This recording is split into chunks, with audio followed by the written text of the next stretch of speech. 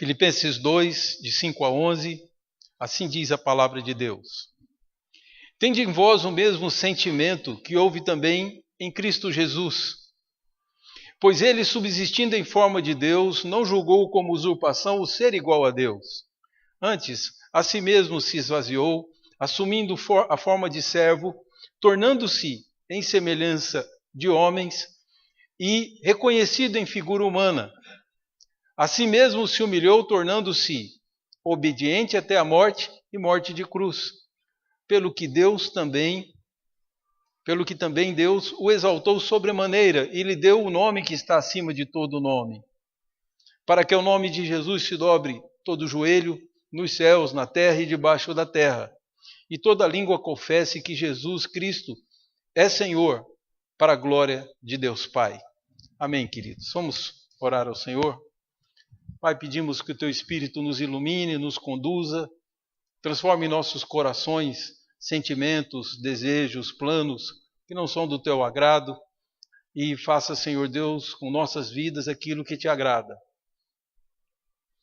Pedimos o Senhor a bênção sobre todos nós, aquele que fala, aqueles que ouvem, que todos sejam, Senhor, conduzidos pelo Teu Santo Espírito conforme a Tua palavra e entendamos fielmente aquilo que o Senhor expressa.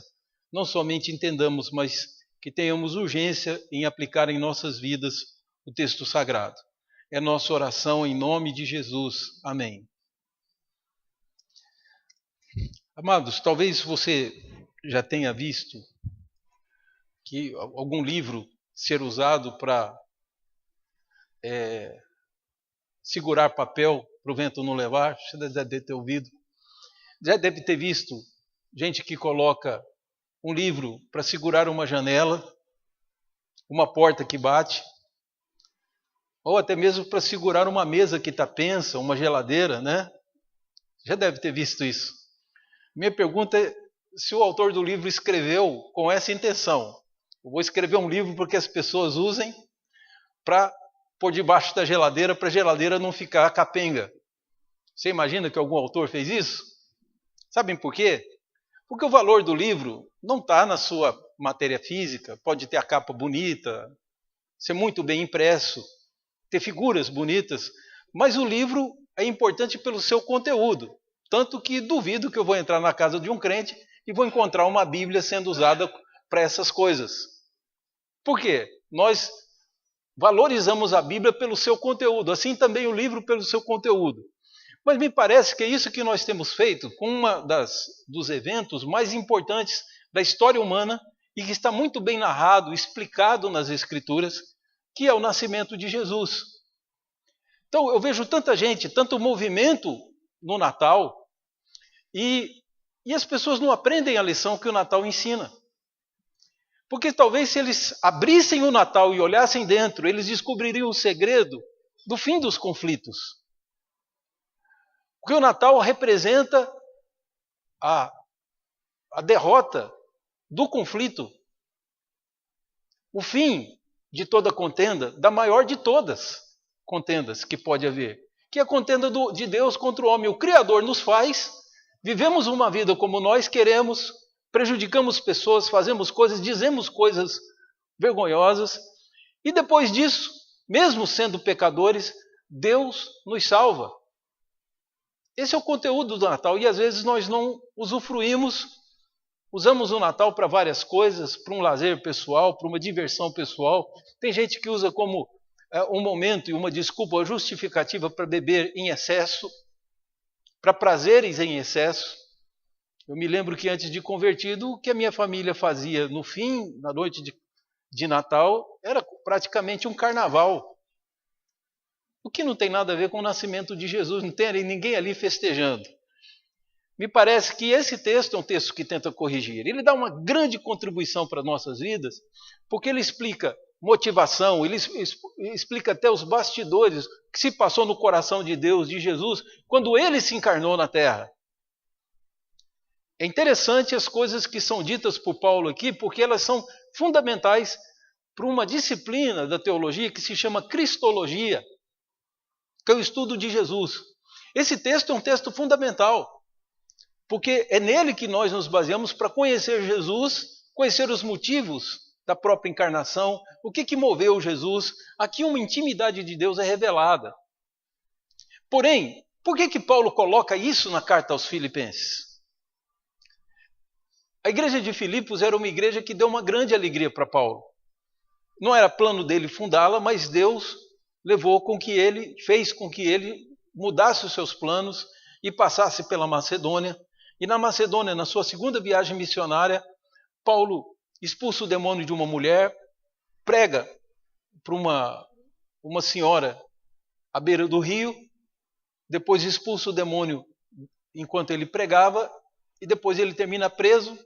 Há um terremoto, as cadeias se abrem, as pessoas podiam fugir, mas Paulo, Barnabé e os presos ficaram ali para preservar a vida do carcereiro. Esse carcereiro se converte, e é o que temos notícia, é o primeiro ou o segundo batizado.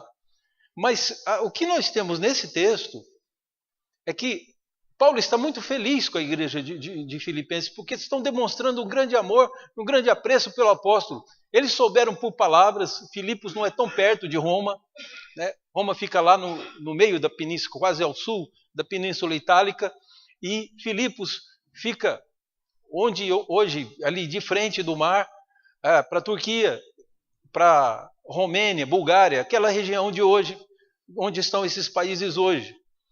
Então há uma distância muito grande. E os filipenses souberam que Paulo estava preso, fizeram, e que os seus amigos o haviam abandonado, que Paulo passava necessidade, fizeram uma grande coleta e enviaram para ajudar Paulo. Paulo demonstra uma grande alegria, uma grande felicidade pelo amor dos filipenses, mas ele demonstra também uma preocupação e uma coisa que ele não estava muito feliz.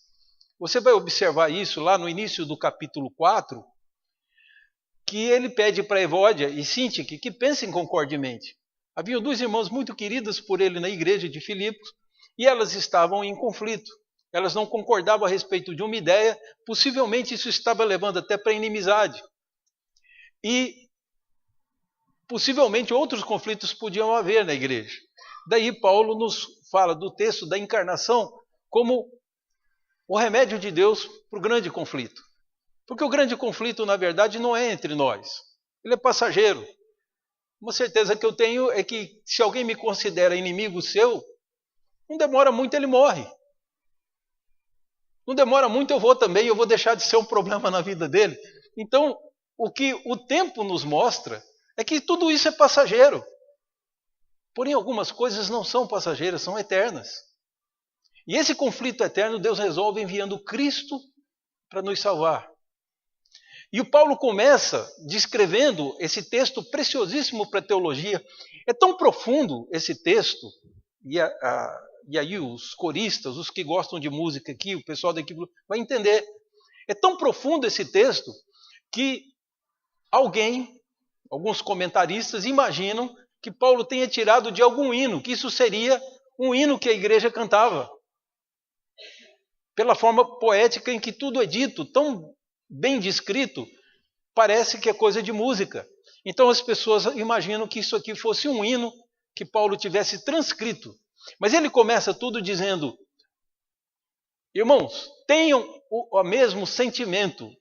Sentimento não é a melhor tradução para essa palavra. Na raiz da palavra está a palavra fren, da onde vem frenético, esquizofrenia, né? E que esquizofrenia é um pensamento partido. Esquizo, partir, e fren, pensamento. Então, deve existir um pensamento, uma postura. Não é meramente sentimento. A palavra melhor para ser colocada aqui seria uma disposição de mente. Uma decisão em nosso coração. Deve existir em nós a mesma postura, a mesma decisão, a mesma situação interna que Jesus tinha. É o que ele está dizendo. Se Jesus se fez carne e habitou entre nós, nós devemos estar com a mesma disposição que Jesus teve, porque é santo. Paulo o tempo todo diz que a nossa tarefa é imitar Jesus. Temos essa obrigação, essa tarefa. Isso não é negociável. Você precisa ser como Jesus foi. Não é um mero desejo, não é uma frase poética numa música, você realmente precisa lutar para ser como Jesus. Porque Jesus agradou a Deus.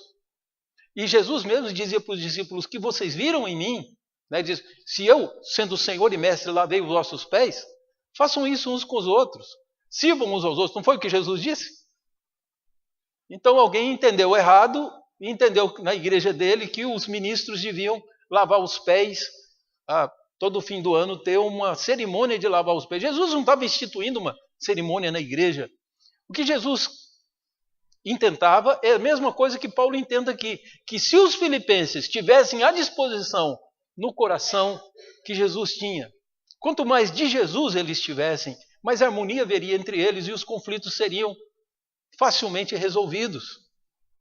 A boa vontade para resolver aconteceria, porque nós homens estamos em conflito, desde pequeno.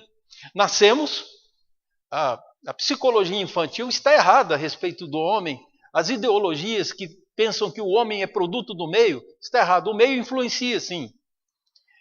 Mas, pelo que a Bíblia diz, o homem não nasce uma tábula rasa, um papel pronto para você escrever qualquer coisa nele. Não é assim. O homem já nasce sendo imagem de Deus, portanto, a felicidade desse homem está em fazer o bem, mas esse homem também nasce filho de Adão.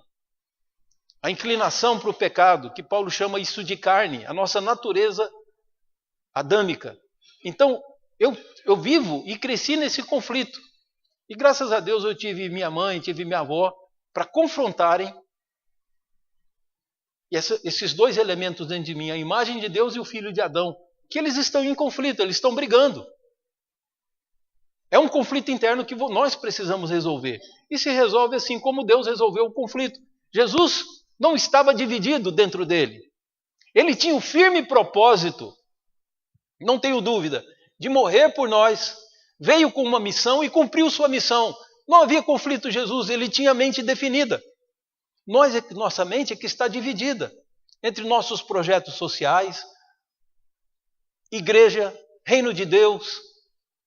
Como que isso atrapalha os meus planos pessoais? E é exatamente nesse sentido que os nossos conflitos nascem. Porque a humanidade, no fundo, só tem duas propostas de vida. Esse negócio de o sujeito ser ateu, dele ser muçulmano, ser católico, espírita, às vezes até presbiteriano, muitas vezes é só acomodação para que a mente dele sofra menos conflito. Porque no fim o homem está decidindo, vou fazer o que eu quero ou o que Deus quer. Esse que é o conflito humano. E quem não conhece Deus, não conhece nem a palavra de Deus, esse sim está perdido. Porque vai estar sujeito a fazer o que ele quer e ele vai ser um brinquedo na mão dos outros, inclusive de Satanás. Então eu preciso libertar o mundo pelo conhecimento de Deus. Daí Jesus diz, se vocês permanecerem na minha palavra, vocês conhecerão a verdade. E a verdade vos libertará. Jesus não disse que se conhecermos a verdade, porque para conhecer a verdade é preciso permanecer no que ele disse. Se vocês permanecerem na minha palavra, eu permanecerei em vós. E sereis meus discípulos. Então, conhecereis a verdade e ela vos libertará. A libertação do homem está em conhecer a Deus.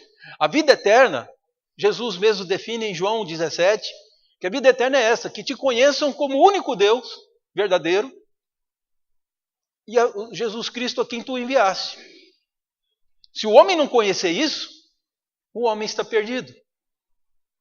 Então é nesse conceito que Paulo vem nos chamar, que a encarnação de Cristo deve ser muito mais do que um conceito na nossa mente. Nós devemos muito mais do que saber o sentido do Natal, como diz aquele cântico, clássico cântico nas estrelas, né? Eu sei o sentido do Natal, que ótimo, mas eu tenho que aplicar na minha vida. Eu preciso ter na minha mente a mesma disposição que Jesus teve.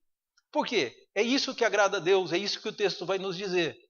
E a grande recompensa está aqui narrada também.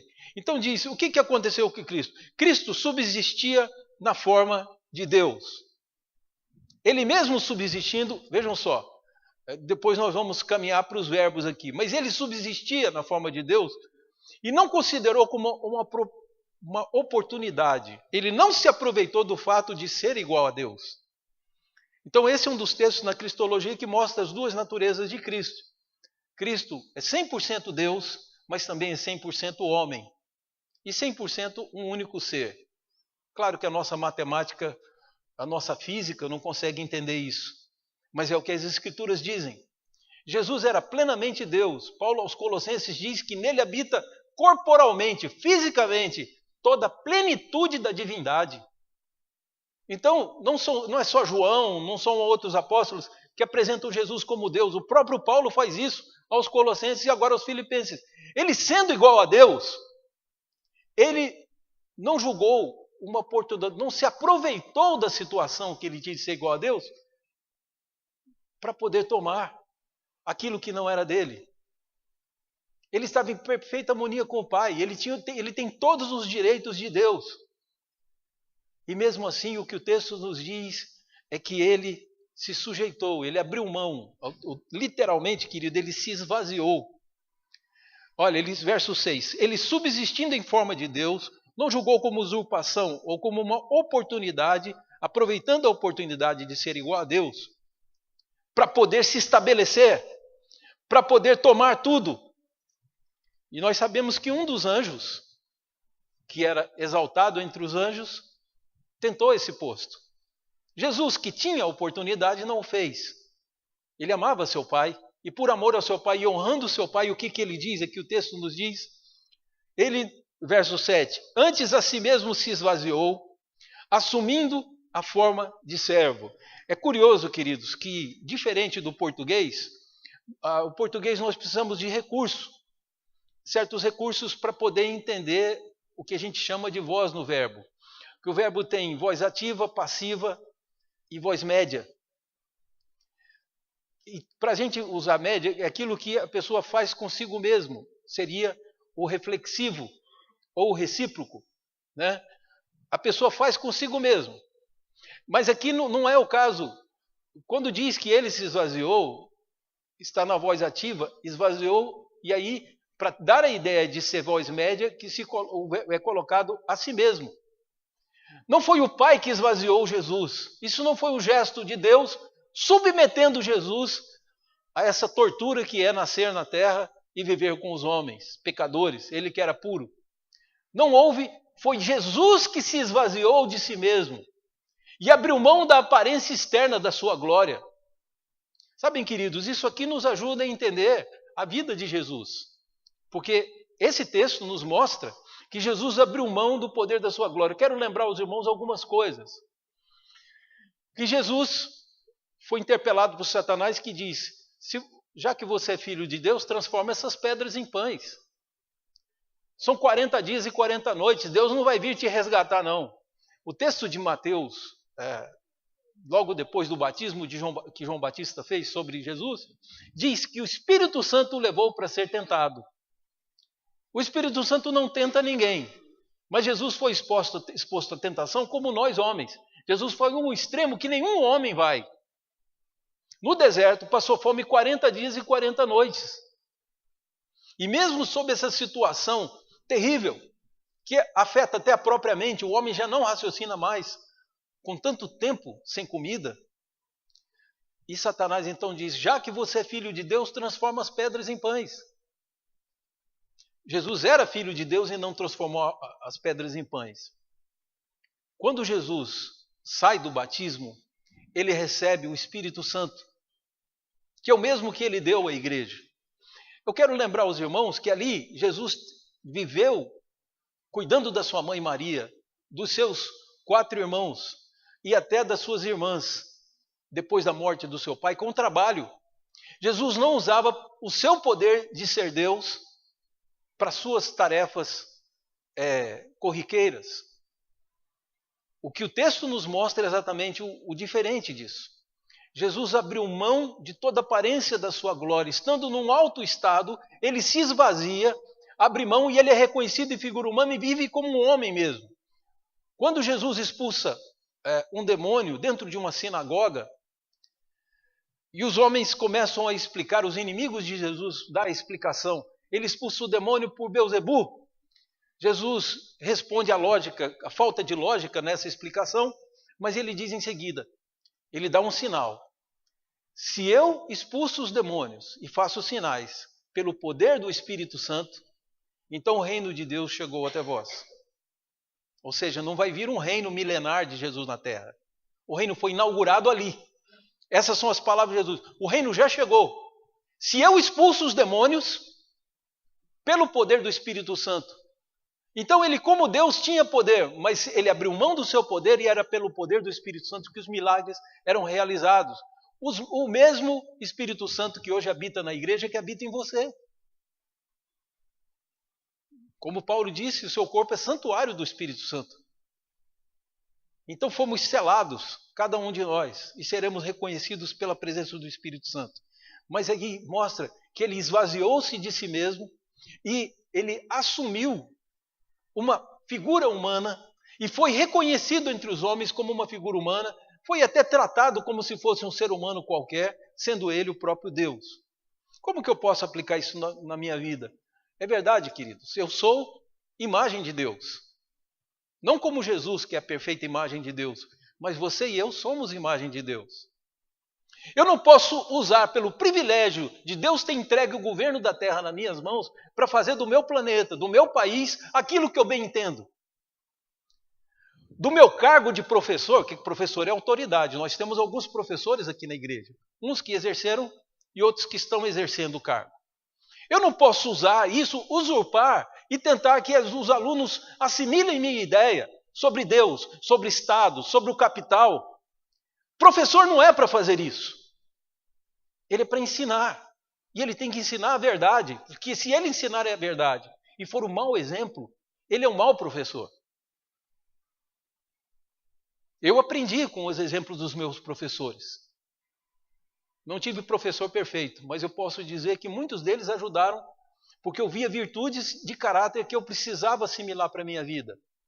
Também Deus me deu autoridade de pai, para eu fazer o que eu quisesse com meus filhos? Absolutamente não, isso é usurpação. Eu não sou o Deus deles, portanto não posso usar da vida deles como eu bem entendo. Eu educo para o Senhor. Minha esposa, a Bíblia diz que ela tem que respeitar o marido e que ela tem que ser submissa. Eu não posso abusar dessa autoridade que Deus me deu, mas usá-la para servir. Foi o que Jesus fez. Sendo Deus, ele abriu mão. Não podemos ser orgulhosos, nem usurpar e fazer aquilo que bem entendemos. Precisamos buscar a vontade de Deus e cumprir a vontade de Deus. Foi o que Jesus fez. O homem precisava de salvação. Se Jesus não viesse, quem é que poderia fazer isso? Ninguém. Ele é o único que podia. Aí ele nasce em carne, é reconhecido em figura humana para salvar sua vida. E os homens o tratam daquela forma. Ele foi perseguido na terra, faziam tramas constantes, tramavam matar até amigos dele, como é o caso de Lázaro. Porque Lázaro era um exemplo de que o que Jesus queria fazer, ele fazia. Morreu Lázaro, depois de 4 dias Jesus ressuscitou. Resultado, os fariseus falaram, e o argumento de Lázaro? Como nós vamos provar que ele não é o Messias? Vamos matar Lázaro. Está na Bíblia, lá no capítulo 11 do Evangelho de João. Então você tem o homem tramando contra Deus e se unindo para poder destruir o Senhor e a obra dele.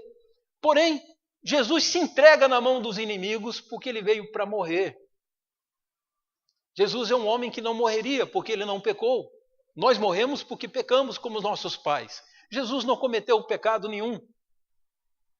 Mas ele deixou que seus inimigos o matassem e por volta de 30 anos de idade, sem terem uma acusação séria contra Jesus, porque tudo que acusaram verdadeiramente era verdade. E ele disse isso. Foi acusado de ser filho de Deus, de dizer que era filho de Deus, e ele era. Quem de vocês me convence do pecado? Jesus dizia para os fariseus. Me convençam que eu estou errado, que é pecado o que eu estou dizendo. Eu sou filho de Deus, disse no Sinédrio, e diante de Pilatos diz, eu sou rei, mas o meu reino não é desse mundo. Portanto, Jesus nunca negou, e as acusações contra ele, de que ele se fazia, era errado, porque ele era Deus e ele era rei, filho de Davi. Portanto, queridos, Jesus é morto injustamente. E nós podemos até entender porque Pilatos, o Sinédrio, queriam matar Jesus, porque somos humanos e sabemos quantos sentimentos ruins os homens trazem no coração e que os levam a fazer coisas erradas. A minha pergunta é por que Deus abandonou Jesus? Porque ele veio para isso. E Jesus, no desespero de estar recebendo o nosso pecado sobre ele, e por isso o Pai lhe volta as costas, Jesus clama: Deus meu, por que me desamparaste? Jesus sabia por quê, mas era o desespero que era muito grande, ele nunca tinha recebido o pecado. Você acha que Jesus foi orar porque estava em angústia no Getsêmani, meramente porque ele ia morrer? Então você não conhece Jesus. Porque Jesus sofreu aflição no Getsêmani porque ele ia receber o pecado do homem. Do de Adão até os pecados futuros, os meus pecados que eu não tinha nascido na época do Getsêmani. E Jesus disse: Pai, se possível, afasta de mim esse cálice sem que eu beba, para que nós tenhamos ideia da agonia que Jesus sofreu. Ele disse aos discípulos: a minha alma está angustiada até a morte. Então ter encarnado, queridos, não foi uma diversão para Jesus. Talvez para você ter mais 80, 90 anos de vida seja uma boa notícia. Para Jesus não era. Ele dizia ao Pai: Pai, me glorifica com a glória que eu tinha junto contigo. É porque ele estava angustiado. E os homens odiaram a mim e vão odiar os meus discípulos. Proteja-os. Não os tires do mundo, mas os livres do mal. Está na oração de João 17. Então é evidente que os textos dos evangelhos são plenamente explicados nesse resumo que Paulo faz. Ele abriu mão de uma glória que ele tinha, de prazer. Ele tinha anjos sob seu serviço, sob suas ordens. E ele vem na terra passar por humilhação, tem que se explicar para o fariseu: que sinal você nos mostra que você é o Messias? Jesus responde: uma geração má e perversa pede um sinal e nenhum sinal será dado, senão o do profeta Jonas. E aí, a grande pergunta é: alguém viu Jonas no ventre do peixe? Ninguém viu, né? Jonas é que narrou isso. Assim também, ou os homens acreditavam na palavra de Jesus, ou não seriam salvos. Não seriam beneficiados com aquela vida maravilhosa. Da mesma forma, Jesus diz: a rainha do sul subiu a Jerusalém para poder conhecer a sabedoria de Salomão. Qual foi o milagre que Salomão fez? Salomão fez algum sinal? Não. Mas pelo conteúdo, pela sabedoria, pela fama, ela veio conhecer. É a mesma coisa que Jesus está dizendo: nenhum sinal vai ser dado. Porque se Tiro e Sidom tivessem feito os sinais que eu fiz aqui, eles teriam se convertido. Então lá na Fenícia, essas duas cidades são famosas, do grande cultura fenícia, que até hoje é celebrada. Jesus disse: se eu fizesse esses sinais lá, eles teriam convertido. Vocês são duros de coração. Então vocês pedem um sinal, não vai ser dado nenhum sinal. A não ser que vocês creiam que o Filho do Homem vai ressuscitar ao terceiro dia. Esse é o sinal. Promoveram a morte de Jesus e depois tiveram que vê-lo caminhando com seus discípulos e a própria igreja proliferando e milagres sendo feitos em Atos dos Apóstolos. Portanto, queridos, o que nós temos? O sentimento que Paulo está dizendo que eu tenho que ter, o primeiro é que eu preciso esvaziar de mim mesmo. Não é pelo fato de eu ter privilégio, ter cargos, que isso me faz melhor do que qualquer pessoa. Não é ter dinheiro que me faz melhor que ninguém. Isso é uma tolice, é um engano. Quem sussurra isso no seu ouvido é Satanás. Você é servo dos outros. Aí os conflitos acabam. Quando você entende que todos têm direito e você não. É nessa carta que Paulo diz: cada um considere os outros superiores a si mesmos. Está aqui. Por quê? Porque esse é o sentimento que Cristo tinha. Sendo superior a nós, nos serviu. Aqui diz o texto que ele não só encarnou-se, mas se tornou obediente. Andou nessa terra obedecendo o seu Pai. E obedeceu até a morte, e morte de cruz. Não foi qualquer morte, a mais humilhante. Diz: assim mesmo se humilhou, assumindo a forma de servo, tornando-se em semelhança de homem reconhecido em figura humana. Assim mesmo se humilhou, tornando-se obediente até a morte, e morte de cruz. São as coisas que o Senhor nos mostra. Eu, quando era criança, ouvia minha avó contar uma história, a grande sabedoria da minha avó, e que eu tenho o maior carinho. Foi morar com Jesus lá pelo ano de 88. E a minha avó contava para mim a seguinte história: sabedoria dos povos antigos, das pessoas mais idosas, porque ela percebia que às vezes nós éramos 6 irmãos, ainda tinha um primo que morava conosco, Então, vocês imaginam que aquele tanto de homem tinha uma moça só, o tanto de conflito que nós tínhamos ali dentro. E às vezes até íamos a briga física, que minha avó, a palavra dela, ela mandava parar, parava mesmo. Mas ela era mais do que alguém que dava ordens, ela ensinava. Ela era educadora. E ela conta uma história que a mãe dela contou para ela, que foi que havia no sítio um bode, e no outro sítio um outro bode. A divisa entre eles era um córregozinho. E que esses dois animais são muito orgulhosos. E que um dia aconteceu, que estava entardecendo, então o bode resolveu voltar para a casa dele. E o outro estava na fazenda errada, comendo o pasto do outro. Quando eles se encontraram, um não topava o outro, e só tinha pinguela para atravessar. O bode não atravessa pela água, né? Então ficaram olhando um para o outro para atravessar a pinguela, e ficaram ali. E foi escurecendo, escurecendo, e nada. Um olhando para o outro, até que chegou num momento em que um se ajoelhou, o outro veio e pulou por cima. Eles puderam ir para casa descansar.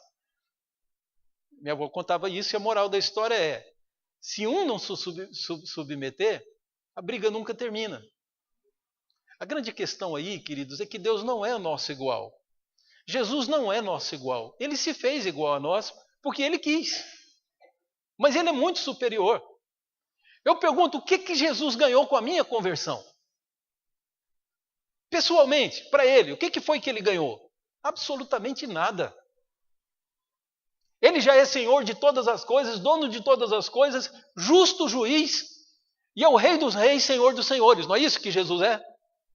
O que é que a conversão daquele menino de 16 anos lá ia trazer para ele? Sabe o que eu vou dizer para você? Uma coisa que você vai entender se você ama alguém. O que Jesus ganhou foi me ver salvo. Realmente eu era desprezível e não tinha nada que pudesse me atrair, mas Ele me amou antes da fundação do mundo. O Espírito Santo moveu, Ele mexeu na história. Ele levanta o Império Romano, Ele levanta antes o Império Grego, tudo com o propósito de preparar o mundo para a vinda de Jesus. Quando Jesus vem e encarna, morre na cruz, manda os seus discípulos, ainda disse para os seus discípulos: ainda tenho outras ovelhas que não são desse aprisco, a mim me convém também conduzi-las. Na sua oração sacerdotal, eu me vejo nessa oração, porque Jesus diz: Pai, eu te peço não somente pelos meus discípulos, mas por todos aqueles que vierem a crer pela pregação deles. Está lá em João 17. E na minha primeira Bíblia eu escrevi meu nome nesse texto, ali do lado. Por quê? Porque eu fui convertido lendo o Evangelho de Mateus. E fui conduzido a uma igreja um ano depois. Eu não ia em igreja. Eu era um convertido que lia a Bíblia em casa, a Bíblia dos Gideões. E daí, Deus me leva para a igreja presbiteriana, me faz ministro.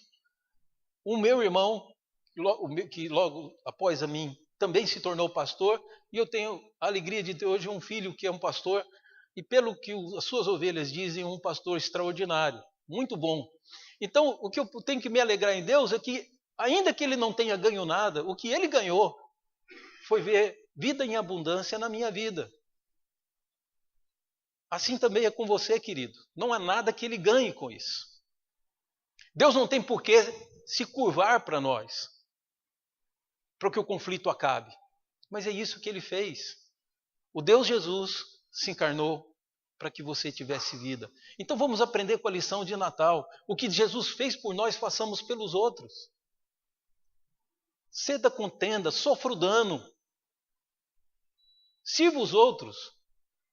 Que custe lágrimas suas, mas lute pelo sorriso dos outros, pela alegria dos outros. Isso é aprender com o Natal. Que aquele que era igual a Deus se fez servo. E o Paulo termina, eu quero terminar também como Paulo, falando da recompensa. Aquele que se humilhou mais do que todos os homens, aquele que desceu mais que todos, veja o que Deus fez. Verso 9. Pelo que também Deus o exaltou sobremaneira e lhe deu o nome. A palavra deu aqui é a mesma para dar um presente, não é o verbo dar comum entre os gregos, mas presenteou a ele com um nome que está acima de todo nome, para que ao nome de Jesus se dobre todos os joelhos, nos céus, na terra e debaixo da terra. E toda língua confesse que Jesus Cristo é o Senhor, para a glória de Deus Pai. Quem não se humilhar vai ser humilhado por Deus. Eu preciso me humilhar, eu tenho que servir os meus irmãos, tenho que servir a minha igreja e servir o reino de Deus. Se não fizer isso, eu estou em falta. Eu não vim na terra para ser servido, mas para servir. Só que o Senhor Jesus nos serve e nos dá a vida eterna. Salmo 40 diz que o nosso Deus não tem o menor problema. Ele disse: esperei confiantemente pelo Senhor, e Ele se inclinou para mim. Olha Deus se inclinando. E me ouviu quando chamei para o socorro. Salmo 23 diz que Deus prepara uma mesa diante dos meus adversários, unge a minha cabeça com óleo e serve o meu cálice a ponto que ele fica transbordando. Ele passa da conta. O que esse texto nos ensina sobre Deus é que Deus não tem a menor restrição em nos servir. Se Ele que é Deus serve, por que eu não posso servir? Por que uma esposa não pode ser submissa ao seu marido? Porque os dias de hoje mudaram. Mudaram nada. Continuamos nascendo do mesmo jeito, sendo gerados do mesmo jeito, precisamos de comida, o dia nasce, o dia morre, tudo é igual, queridos. Essa ideia de que há uma terra 2, as nossas eleições provaram que o mundo não quer. As eleições dos Estados Unidos do mesmo jeito. O mundo não quer o mundo que Satanás e seus discípulos estavam oferecendo para nós. Não nos interessa. O mundo que queremos é um mundo que venha das mãos do Senhor. É isso. Porque somos servos. Não é uma questão de eu estabelecer minha própria ideia. É eu descobrir a verdade e servir aos outros com a verdade que eu descobri. Então, é esse pensamento que tem que estar entre nós. Temos alguma importância, algum cargo, fomos eleitos, fomos condecorados, não usurpa toda a glória de Deus. E se você reconhecer isso, Ele vai te glorificar no último dia. Seremos glorificados junto com Ele. Se você quiser a glória para você, então você arrumou um grande problema. O grande conflito foi resolvido. Vamos aprender a lição do Natal. Vamos servir uns aos outros. Vamos nos submeter. Eu convido aos irmãos que nós oremos nesse instante.